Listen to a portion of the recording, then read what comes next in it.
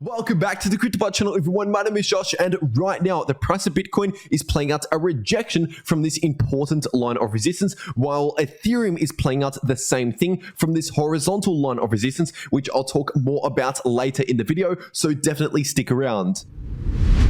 First of all, just giving you a quick update on the US stock market. This right here is the Nasdaq 100 index on the daily time frame, and so far today, we actually saw the trading day open well above yesterday's daily candle close. But throughout the trading day, obviously the stock market has retraced back down towards yesterday's daily candle close, so basically erasing all of the early morning gains. But something important to take away here is obviously the fact that we saw a daily candle open back above this horizontal range of resistance, which was previous support. But over the last few days, as I've been talking about in my recent videos here on the channel, this price range has been acting as resistance for the Nasdaq 100 index. And in case you're wondering, this price range is coming into play in between around 11,000 and 11.2k on the Nasdaq 100 index. And so the fact that we saw a daily candle open above this price range, this is potentially a first sign on the chart for a potential breakout to the upside back above this range of resistance. But obviously, as of right now, the stock market has retraced back down in a retesting this range of resistance to potentially flip it into new support. So this retest will be important to pay attention to in the coming days. And basically, for as long as the Nasdaq 100 index can now hold above around 11,000, and more importantly, see a bit of a bounce from 11,000, then that would be the confirmation signal on the chart that we would need to see in order to potentially confirm this breakout to the upside. But once again, as of right now, we've only seen that daily candle open above 11.2k. And so at least as of right now, we still need to see a little bit more confirmation in terms of the break above this range of resistance. But at the same time as that, we are already technically seeing this bullish divergence play out on the daily time frame, which basically means we're due to see a pause in this bearish trend, a bit of a short-term relief from this downtrend. And if you're heading over to the daily Bitcoin chart, obviously this has been the case for Bitcoin over the last few weeks after this bullish divergence on the daily time frame. And once again, due to the fact that the daily Bitcoin RSI is still holding above this upwards trending line of support, this basically means that Bitcoin as of right now is still in this short-term relief from the bearish trend. And on top of the daily Bitcoin RSI still holding above this line of support, obviously we have the Bitcoin price itself still holding above this massive range of support, which is coming into play in between around 18,500 and 19,000. But unfortunately, if you're looking at the daily Bitcoin MACD, at least as of right now, this is still looking extremely flat, which basically means we have a lack in momentum to either direction at the moment for the price of Bitcoin, which usually translates to more choppy sideways price action. But in terms of how much choppy sideways price action there's still left to see for the price of Bitcoin, there perhaps could only be around a few more days before we begin to see the next volatile move in the price of Bitcoin, and that is based on this symmetrical triangle pattern on the 8-hour Bitcoin charts, because obviously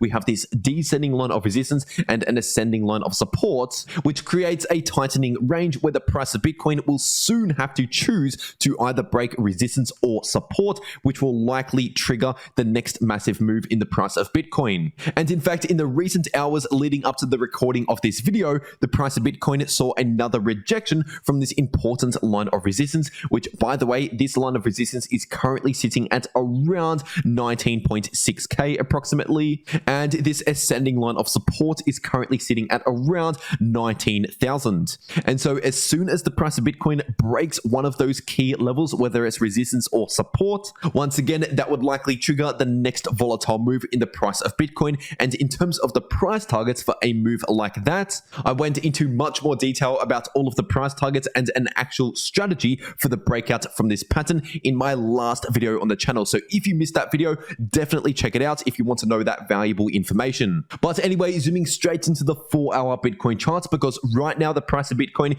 is currently experiencing a rejection from this 38.2% Fibonacci level of resistance again, which by the way is sitting at approximately 19.7 to 19.8k. And so so obviously this is sitting extremely close to this descending line of resistance at around 19.6k. But if the price of Bitcoin ends up breaking above around 19.8k, then the next resistance beyond that I would be expecting would be sitting closer towards around 20.3k, and anything above that, we could find some resistance at this golden pocket, which is sitting closer towards around 20.9k, close to 21k. And as for some short-term support levels, as the price of Bitcoin potentially continues this short-term rejection, one of the immediate levels of support that I'll be paying attention to is sitting at around 19.1k approximately, and anything below around 19,000, then I would expect a support at around 18.7k. But if the price of Bitcoin actually breaks back below around 18.7k, then the next level of support to the downside would be sitting closer towards around 18.2k.